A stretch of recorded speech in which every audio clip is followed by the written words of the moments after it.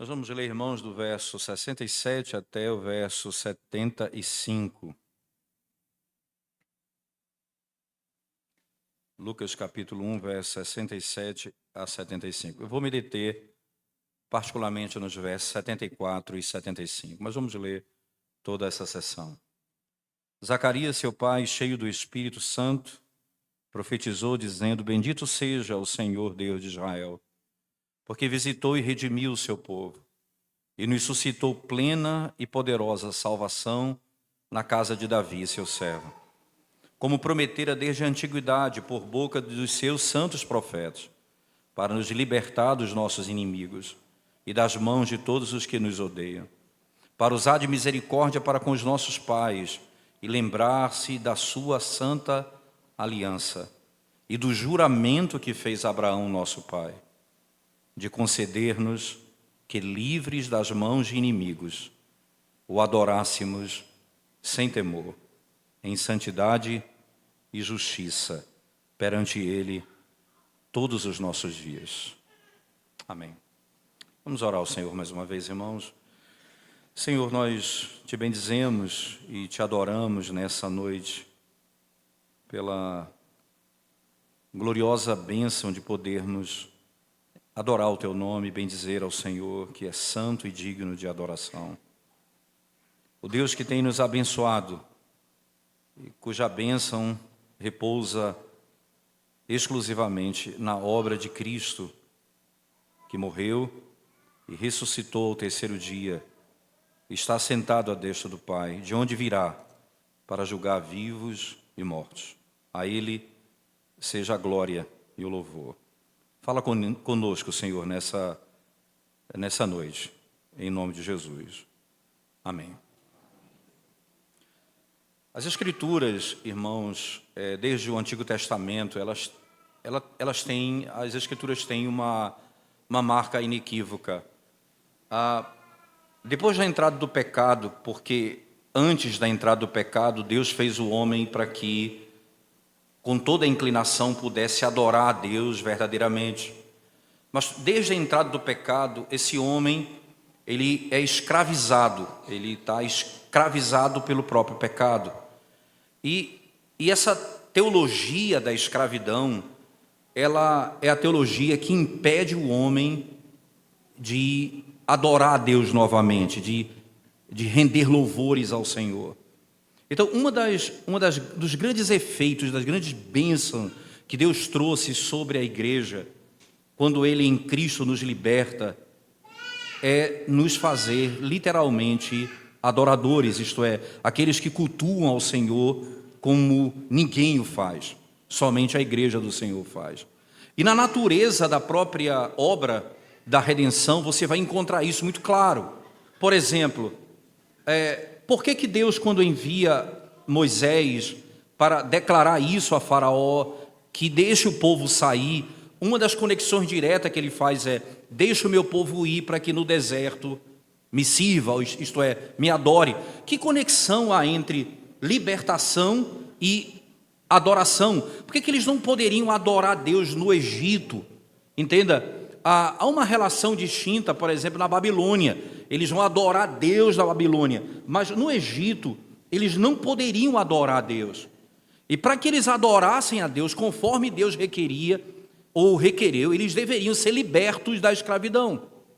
E esse aspecto da obra da libertação, ela está diretamente ligada à ideia do culto, do serviço ao Senhor.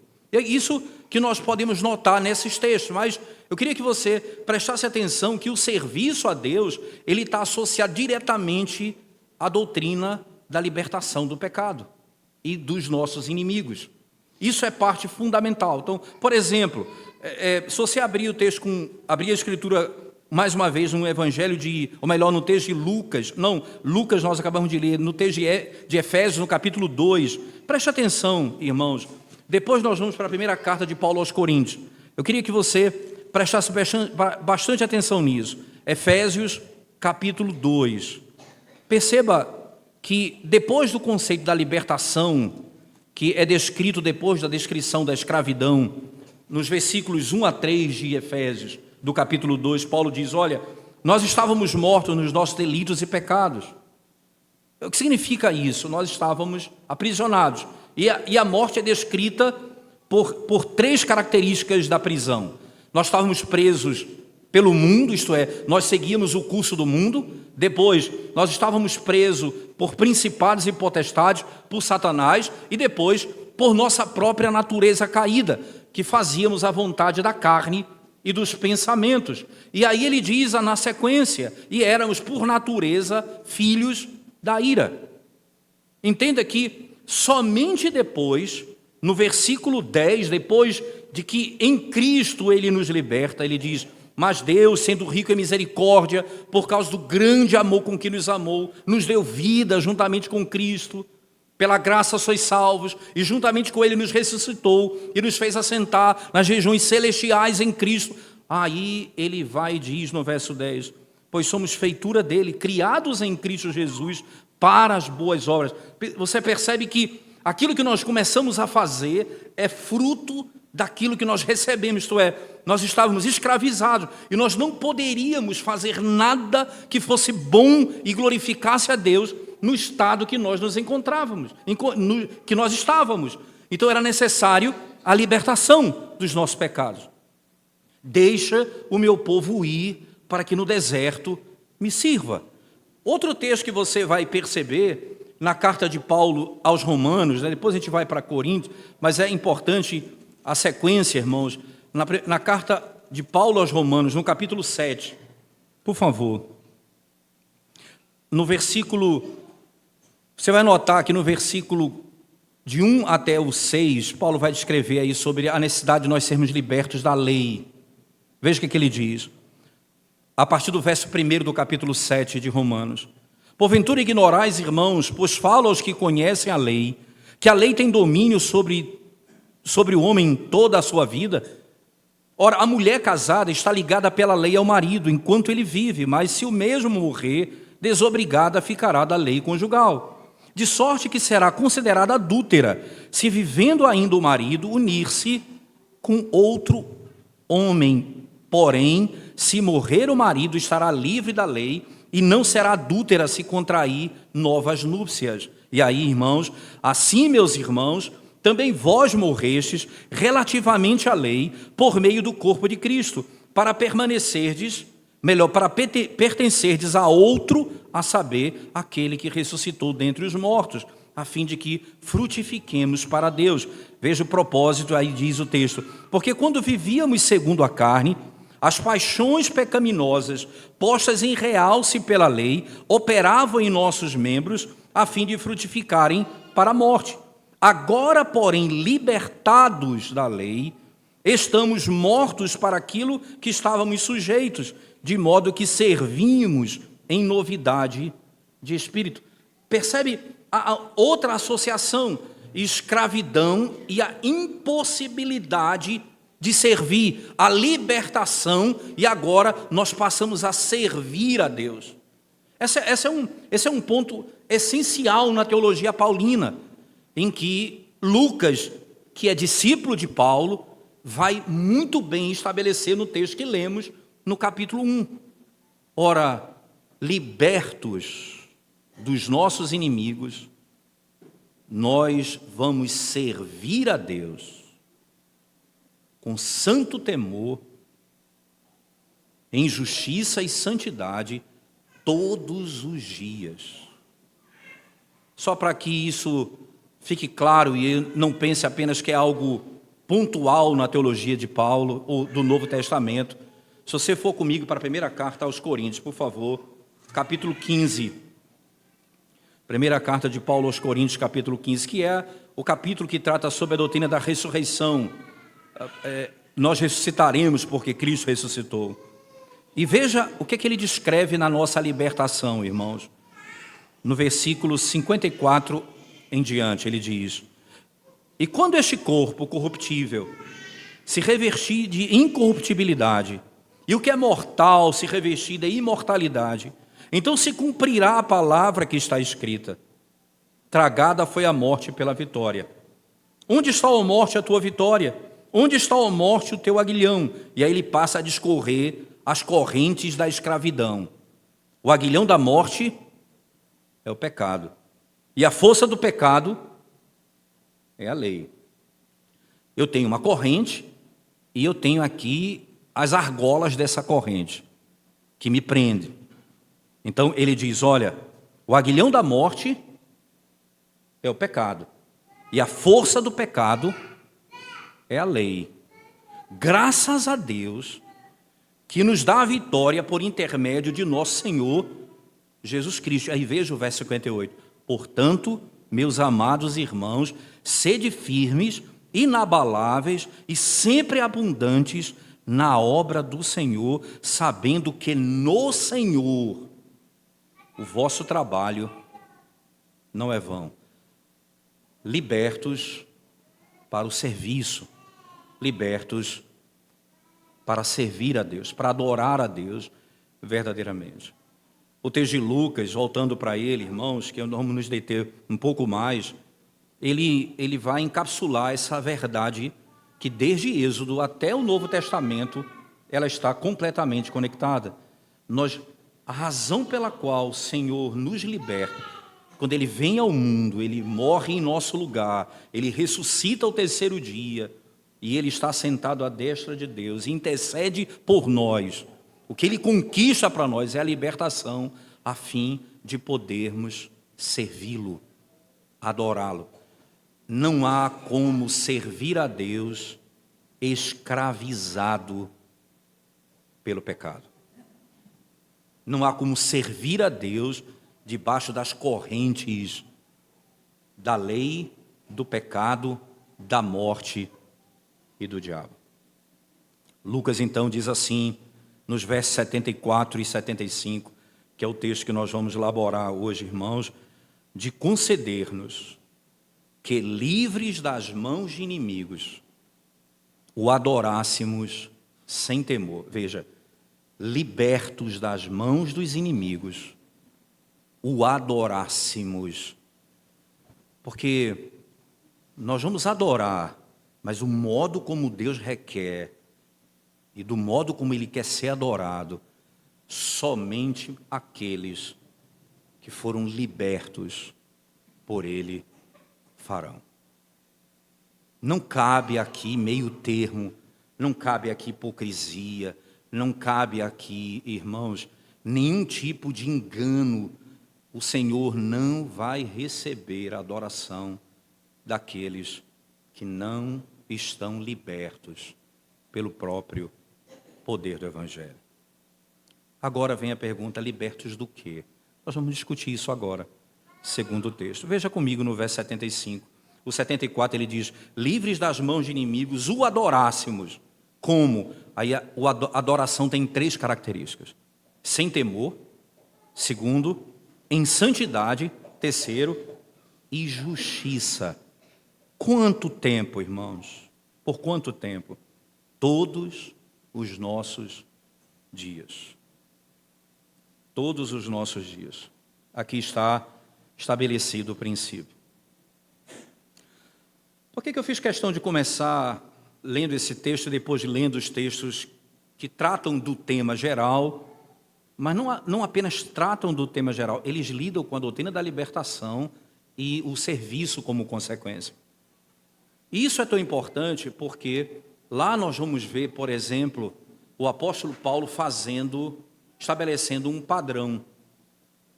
Em 1 Coríntios, no capítulo 15, ele diz, segundo o texto, veja, o aguilhão da morte é o pecado, e a força do pecado está na lei. Eu preciso ser liberto do quê? Da lei, como pacto de obras. Eu preciso ser liberto do pecado e preciso ser liberto da morte. E alguém pergunta, e o diabo? Paulo não fala isso no texto, mas a conexão é inequívoca.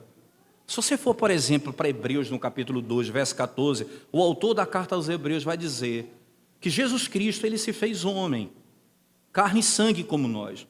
E ele continua no verso 14 dizendo, para que por sua morte ele destruísse aquele que tem o poder da morte, a saber, o diabo. Então, quando eu sou liberto da morte, eu sou liberto do diabo. Onde está a força do diabo? Na morte. Uma vez que eu sou liberto da morte, porque meu pecado foi perdoado, e porque eu fui liberto da lei como pacto de obras, eu estou livre para servir a Deus. Deixa o meu povo ir, para que no deserto me adore. Eu tenho pensado muito sobre esse assunto por algumas razões. Primeiro porque a gente costuma dizer assim, a introdução dos 10 mandamentos começa com a declaração: eu sou o Senhor teu Deus, que tirei da terra do Egito, da casa da servidão, não terás outros deuses diante de mim, não farás para ti imagem de escultura. A gente diz, olha, começa com a doutrina da graça, mas por que, irmãos, começa com a declaração: eu sou o Deus que libertei vocês? Então, ali eu tenho a doutrina da libertação na sua plenitude. Faraó representava o diabo que foi destruído. O pecado foi destruído. A lei como pacto de obras, ela foi completamente abolida. E ali a lei me é entregue como pacto da graça, mesmo no pacto mosaico. Eu vou agora servir a Deus de todo o meu coração, porque Ele disse: eu sou o Deus que tirou vocês da terra, da casa da escravidão. Eu tirei vocês, eu libertei vocês da escravidão. Eu posso dizer então, irmãos, segundo esse texto aqui de Lucas, baseado em Paulo, em Coríntios capítulo 15, que segundo a ordem lógica de Paulo, o primeiro inimigo então é a lei, depois o pecado, depois a morte, depois o diabo. Liberto, eu posso servi-lo. Como foi que isso aconteceu na pessoa e na obra de Jesus Cristo? Quero que vocês prestem atenção comigo, irmãos, por favor. Primeira coisa, eu queria que você pensasse comigo. Nós somos libertos da lei, usando o argumento de Paulo em Coríntios. Em que sentido eu não sou liberto da lei? Eu não sou liberto da lei no sentido da lei como regra de vida nas mãos do mediador. Eu gosto muito da linguagem de Sinclair Ferguson, quando ele diz assim: é impossível, veja, é impossível você não amar, você dizer que ama a Cristo e não ama a lei. Por quê? Ele vai dizer: porque Cristo amou a lei de Deus e obedeceu a lei de Deus. É impossível não amá-lo. Então, nós acabamos de pensar aqui no texto de Êxodo, no capítulo 20. Eu sou o Senhor que te tirou da terra do Egito, da casa da servidão. E aí ele entrega a lei. Essa lei não é entregue para que eu seja salvo, ela não é entregue para que eu seja liberto. Eu fui liberto da escravidão e recebo a lei. Então, nesse sentido, entenda, eu não sou liberto da lei como a regra de vida, como a lei moral de Deus que é entregue ao seu povo para viver em obediência. Como diz o nosso catecismo, tanto o menor quanto o breve, quando declaram abertamente, irmãos, que a lei ela é de grande utilidade para aquele que foi redimido. Por quê? Ele diz, porque aumenta o nosso apreço por Cristo em tê-la cumprida em nosso lugar e ao mesmo tempo o desejo de se conformar a Ele, obedecendo a sua própria vontade, como revelada nas Sagradas Escrituras. Então eu não sou livre da lei como regra de vida, eu sou livre da lei como pacto de obras. O que é pacto de obras, irmãos? Em que sentido? Como a lei, o pacto de obras me escraviza? Ela me escraviza pelo fato de que aquilo que Deus exigia de Adão, Ele continua exigindo de todos os homens depois da queda. E nós agora não temos poder em nós mesmos para obedecê-la. Logo, eu preciso de Cristo Jesus. Eu preciso de Cristo Jesus. Se você, independente de como você tome o texto de Romanos, no capítulo 6, eu queria que você lesse comigo, Romanos 6, verso 14 e 15.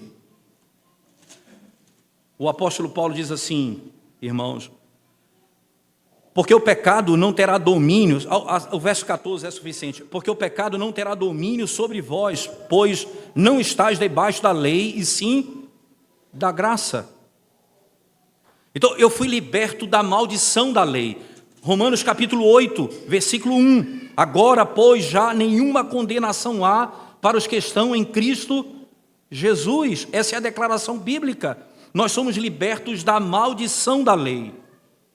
Se você for para o texto de Gálatas, no capítulo 3, no verso 10, Paulo diz assim, essas são as palavras de Paulo: maldito todo aquele que não permanece em todas as coisas escritas no livro da lei para praticá-las. Maldito todo aquele que não permanece em todas as coisas escritas no livro da lei para praticá-las. Ora, é requerido de todo homem a perfeita obediência da lei. Só que se nós quebramos a lei em um único lugar, nós somos condenados por toda a lei.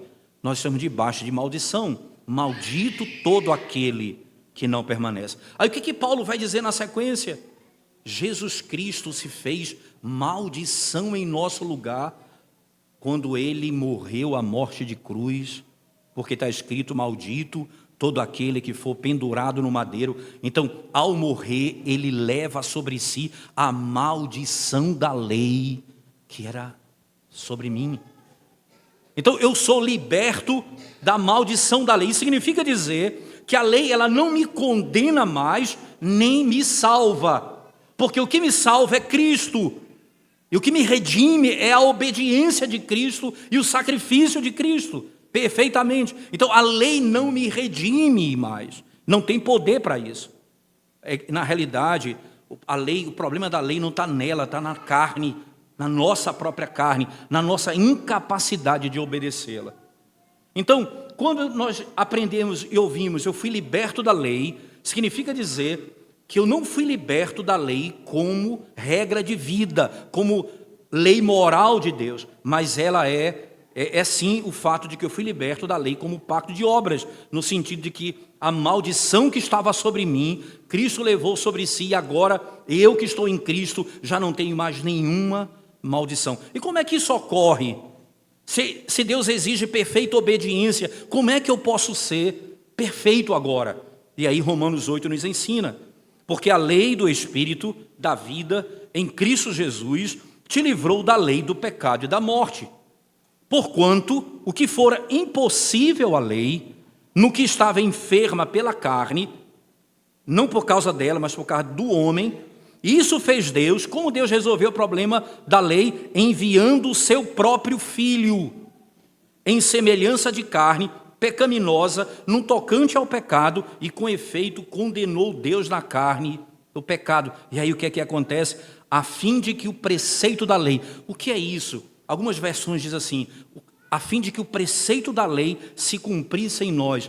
O que é que se cumpre em nós, irmãos? A exigência da lei. A lei exige perfeita obediência. Se eu estou em Cristo, a exigência da lei se cumpre em mim.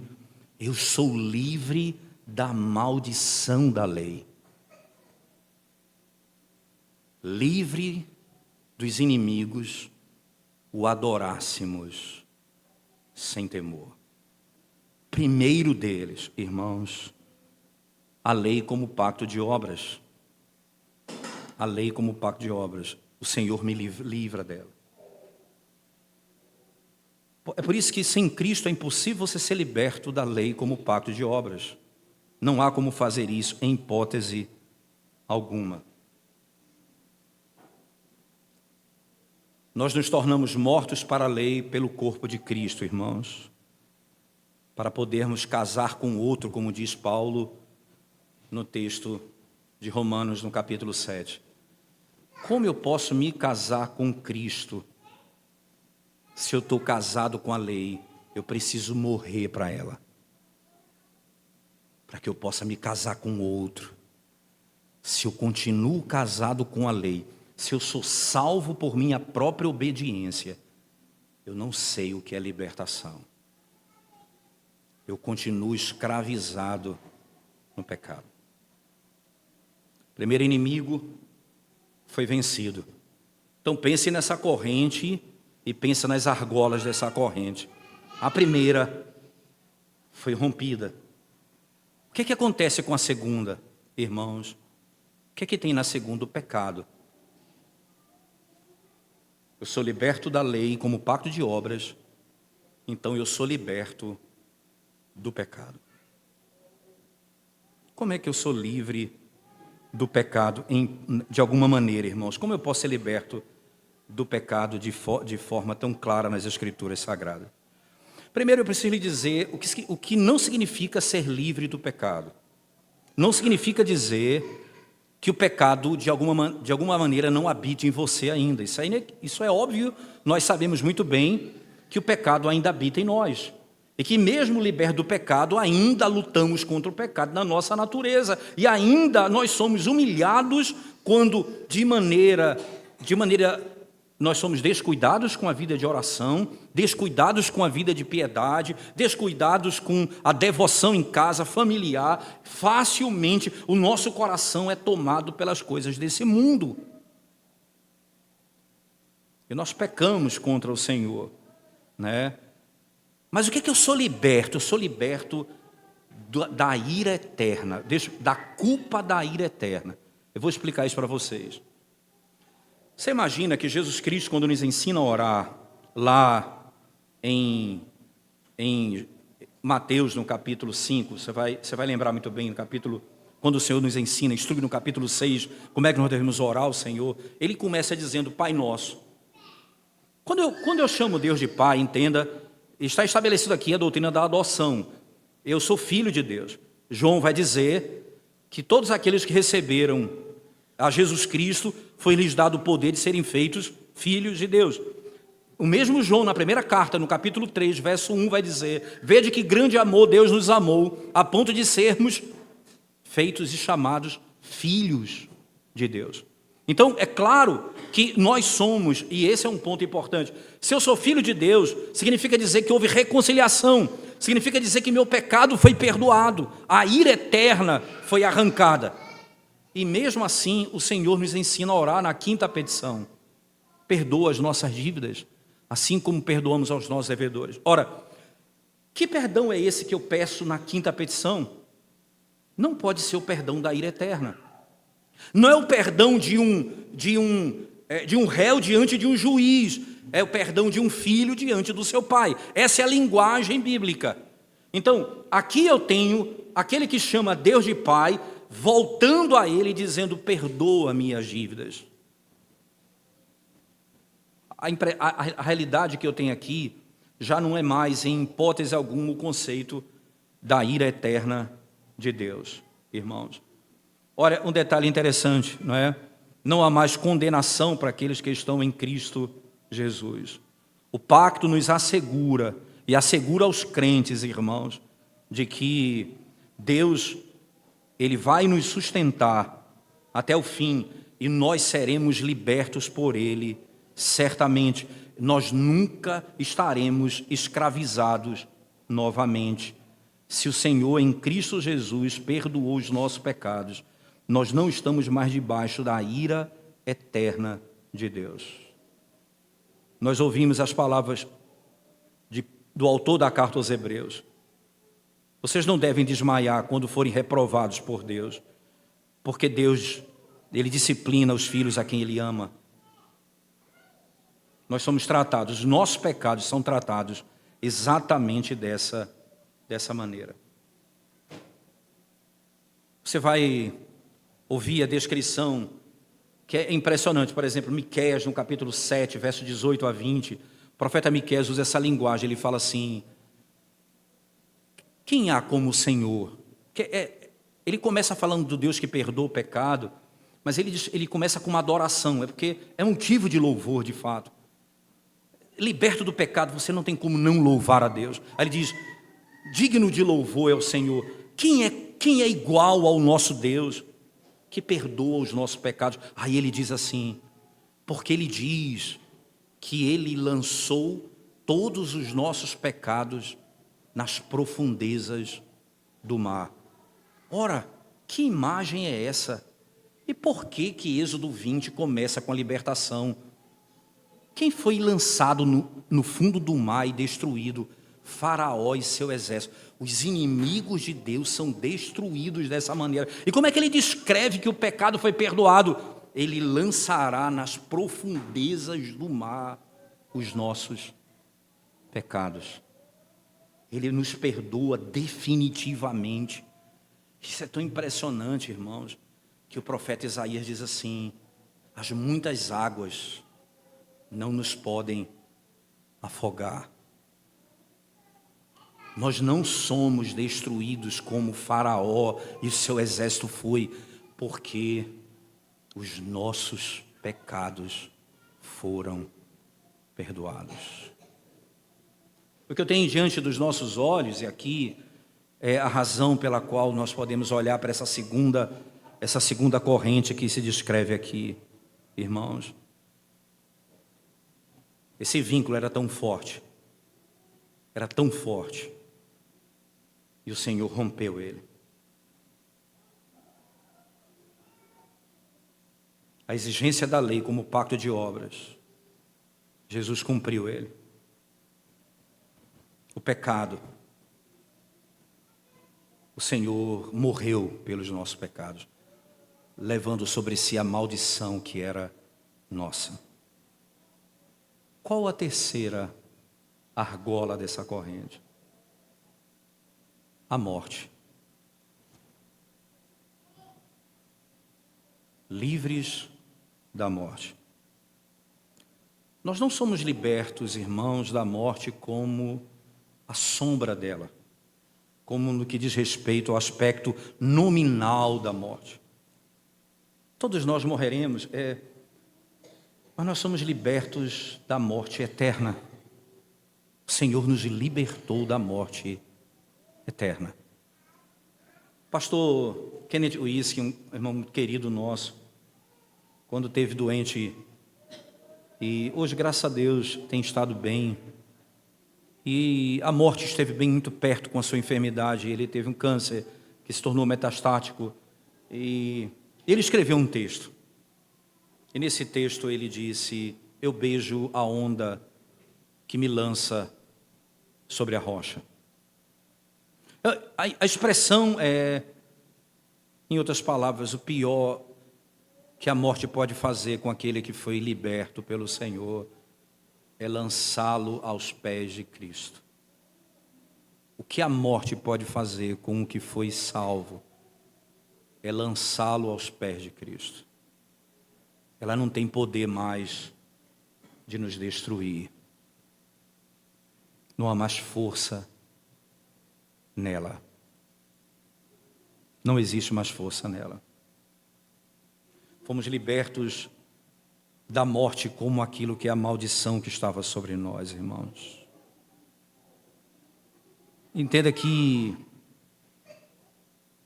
o aguilhão da morte é o pecado.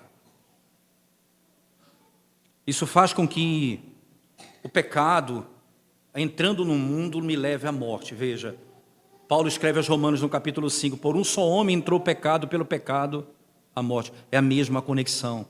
Libertos do pecado, nós somos libertos da morte. A morte já não tem mais domínio sobre nós. O que foi que aconteceu? Por quê que a morte passou a ter agora um outro domínio, que é o terceiro inimigo, que é o último inimigo a ser vencido? Satanás. Onde foi que Satanás conquistou a força dele? No jardim. Quando o homem e a mulher, naquele contexto, deixaram de confiar em Deus para confiar em Satanás, eles se colocaram subordinados a Satanás, aos critérios e às leis e à interpretação que ele dava da vontade de Deus. Quando a morte entra, Satanás então passa a dominar. E aqui você vai perceber, irmãos, a glória dessa verdade. Porque agora não há mais, nós não estamos mais condenados.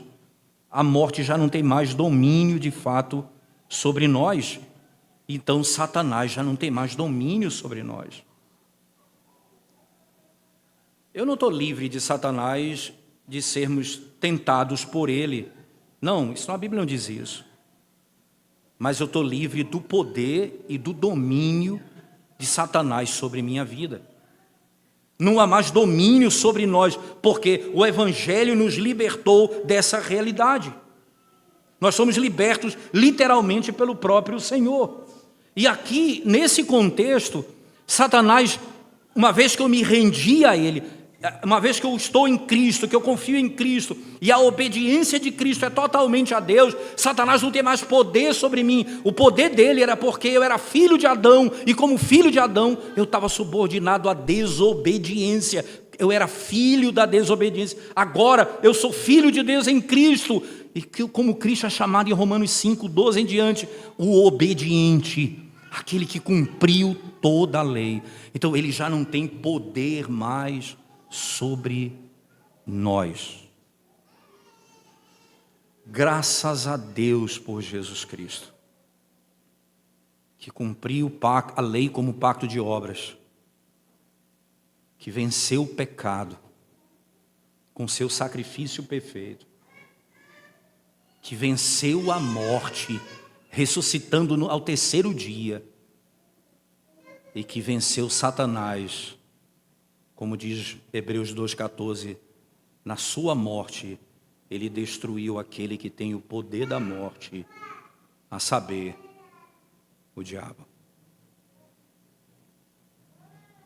Lucas está dizendo, irmãos, aqui, voltando ao nosso texto, livres das mãos de inimigos, nós servimos ao Senhor, de conceder-nos que livres das mãos de inimigos o adorássemos, sem temor, em santidade e justiça perante Ele, todos os nossos dias.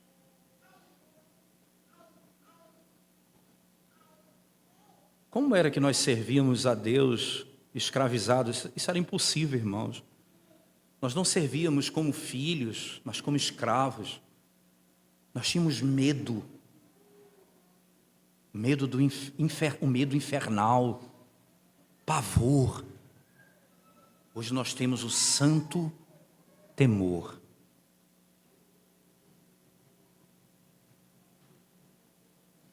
A natureza da libertação, ela está ligada diretamente à natureza do serviço que prestamos a Deus. Sem a libertação, nós não podemos servir como Deus requer. Agora nós servimos a Deus como um servo serve ao seu pai. Que coisa! Nós servimos a Deus como um servo serve ao seu pai.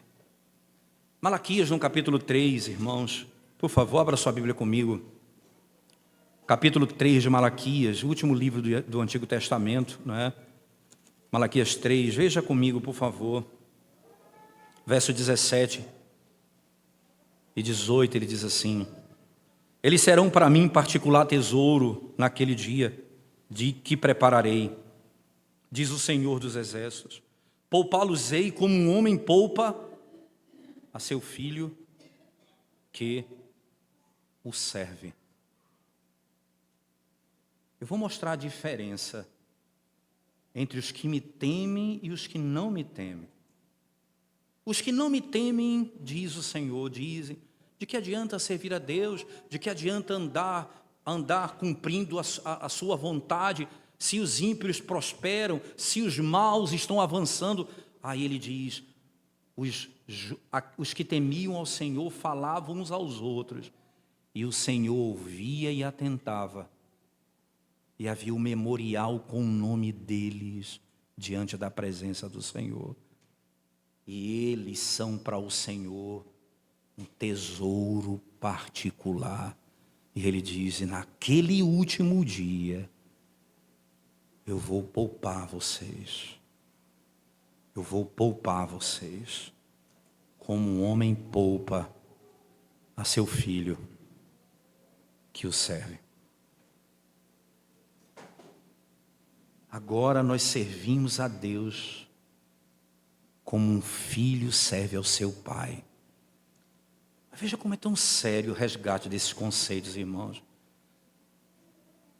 A responsabilidade nossa como pais, de instruir os nossos filhos para que tenham esse entendimento na relação conosco, não meramente para que eles me temam particularmente, mas para que eles aprendam a temer a Deus de todo.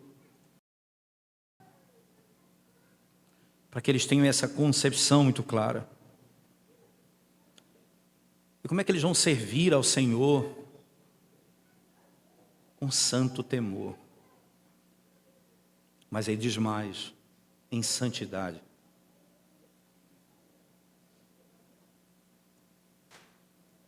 Não é porque nós somos perfeitos, irmãos. É porque em Cristo os nossos pecados foram perdoados.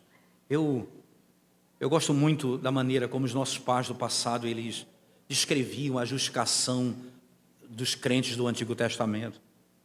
Por exemplo, Abraão. Nós conhecemos os pecados de Abraão, são narrados na Escritura. Mas no capítulo 26 do livro de Gênesis, após a morte de Abraão, é declarado assim: Abraão, meu servo, cumpriu toda a minha lei, todo o meu mandamento e os meus estatutos. Quando Salomão ora na construção do templo, ele diz a Deus: Senhor, abençoa-me como abençoaste o meu pai, um homem que andou na tua presença e cumpriu todos os teus mandamentos. Irmãos, nós podemos notar, lê o Salmo 51, Davi confessando seus pecados, lê 2 Samuel, capítulo 12, você vai ver os seus grandes pecados, mas ali, ele em Cristo Jesus, entenda, não há mais maldição sobre ele, o pecado foi perdoado. E quando Cristo na cruz perdoou os meus pecados, ele não perdoou os pecados que eu cometi no passado, ele perdoou todos os meus pecados. William Perkins vai dizer, isso é tão glorioso, que ele nos concede isso dia a dia, nos ensinando a pedir perdão. Perdoa as minhas dívidas. Perdoa as minhas dívidas. Eu fui liberto pelo Senhor. Em santidade eu vou servir ao Senhor. Eu vou guardar meu coração. Eu vou encher minha alma da realidade do que Deus é. Eu vou entrar na presença dEle consciente daquilo que Ele é. Você já parou para pensar na glória dessa verdade, irmãos? Quantos benefícios eu tenho aqui. Mas Ele diz mais, em justiça. Eu farei isso em justiça. Entenda que aquilo que é justo, aquilo que é segundo a própria lei de Deus, aquilo que é reto, aquilo que é bom, eu vou fazer isso. Livre. Já parou para pensar como as pessoas falam de um culto que é bíblico? Ele diz assim, que coisa engessada. Parece o povo todo engessado, escravizado naquela estrutura. Exatamente o oposto. Nós somos livres, irmãos, livres para poder agora obedecer a Deus sem temor, isto é, com santo temor, não com falso temor, e servindo a Ele de todo o nosso coração. parou para pensar, e aqui eu vou partindo para a conclusão, um pouco mais. Que conexão impressionante entre libertação e culto e serviço. Como nós dependemos exclusivamente da obra de Cristo, do poder de nos resgatar da nossa condenação. Como nós dependemos dele. Israel dependia de Deus, que através de Moisés, que tipificava Cristo, o tirou da escravidão, que apontava para a glória da obediência de Cristo, que veio ao mundo, entrou no cativeiro e nos encontrou mortos, entrou no Egito, passou 3 dias no Egito, morto, e sai de lá livre, libertando o seu povo de toda a maldição. Agora, para que eu possa servi-lo verdadeiramente, ninguém pode servir ao Senhor de maneira correta, irmãos, até que, em primeiro lugar, nós sejamos libertos. Nós não podemos servir a Deus enquanto não formos libertos. Assim como um cadáver não pode se levantar para servir se o espírito ou a alma voltar a ele. É de fato impossível fazê-lo. A natureza da obra perfeita de Cristo redunda nisso. Nós podemos ainda pensar e trazer aqui, posso dizer, 2 aplicações para a nossa vida. 2 aplicações práticas. Primeiro, a santificação dos pecadores, ela é o fim subordinado, é o principal fim subordinado do pacto da graça. Vou repetir. A santificação dos pecadores é o fim principal subordinado do pacto da graça ou do evangelho. Por quê, irmãos? Porque isso aqui está ligado à glória do próprio Deus. Fé, justificação, libertação da lei, do pecado, da morte e do diabo estão subordinados à santificação. Esses são os meios. O Senhor criou o homem para viver para a glória dele. Então agora ele vai fazer esse homem viver para a glória dele. Então tudo aquilo que ele vai operar é para que esse homem faça aquilo para o qual ele foi criado. O pacto tem a sua perfeita manifestação ou realização nos céus, nós sabemos disso, quando o homem é plenamente, perfeitamente santificado para servir a Deus de modo perfeito e fazer tudo aquilo que Deus requer dele sem nenhum pecado. Nós sabemos que, no fim, esse é o propósito, para que na eternidade, em Cristo Jesus, nós possamos fazer tudo isso sem uma inclinação para o mal. Nenhuma inclinação para o mal. Segunda implicação, aqueles onde habita o espírito de legalismo, de hipocrisia, de apostasia, irmãos, não tem parte nessa matéria. Não há como servir a Deus, porque hipocritamente nós agimos como santos, porque hipocritamente vivemos como crentes. Não há parte nessa matéria.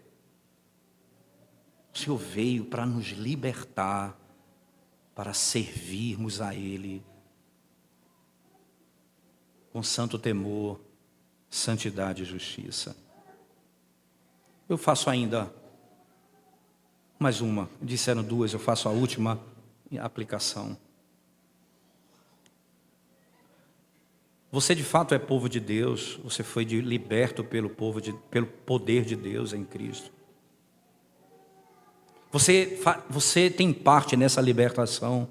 O Senhor te tirou de fato do poder, do pacto, a lei como pacto de obras, do pecado, da morte e do diabo. Então, você deve servi-lo como filho, verdadeiramente. Mas aí então, você não deve ter parte com as coisas do diabo, com as coisas do mundo, com as coisas do pecado. Por que nós nos envolvemos com essas coisas? Com os valores desse mundo caído? Porque estamos aprisionados no pecado.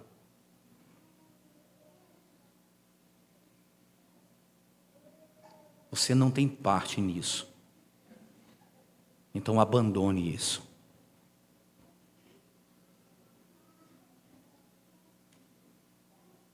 Para que possamos servir a Deus do modo como Ele requer. Essa é a vitória de Cristo. Homens como nós, servindo ao Senhor, só é possível